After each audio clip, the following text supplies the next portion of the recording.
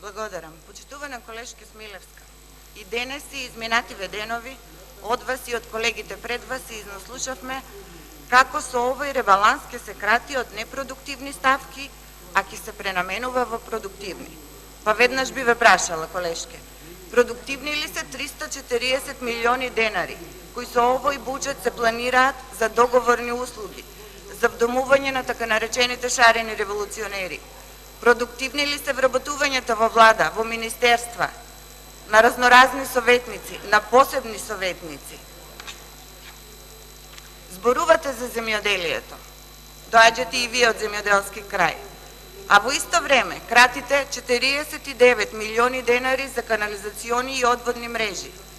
Зборувате за рурален развој, а во исто време кратите 100 милиони денари за финансиска подршка на руралниот развој.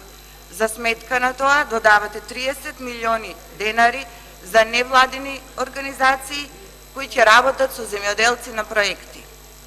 Или во превод кажано 30 милиони денари за да им се заблагодарите на вашите послушници, 30 милиони денари кои преку проекти и грантови ќе ги земат неколку ваши блиски луѓе.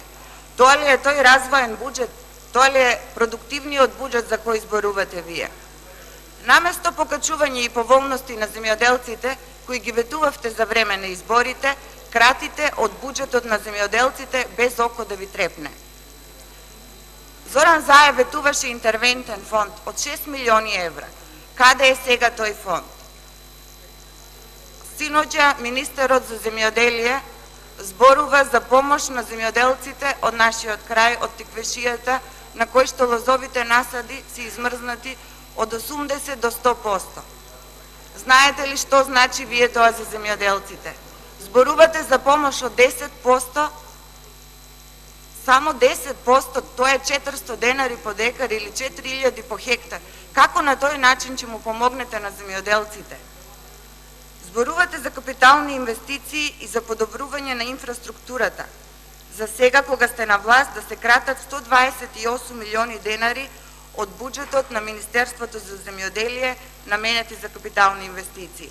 Овој ребаланс на буџет не е ништо друго, туку доказ за вашето лицемерие, дека едно зборувате кога сте опозиција, а друго кога сте на власт.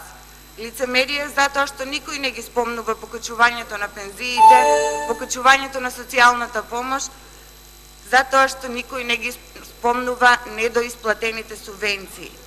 Никој од вас пред избори не ги спомнуваше бегалците и не спомнуваше никаква национална стратегија, која е стратешки 10 годишен документ. Смилевска, трета контрареплика.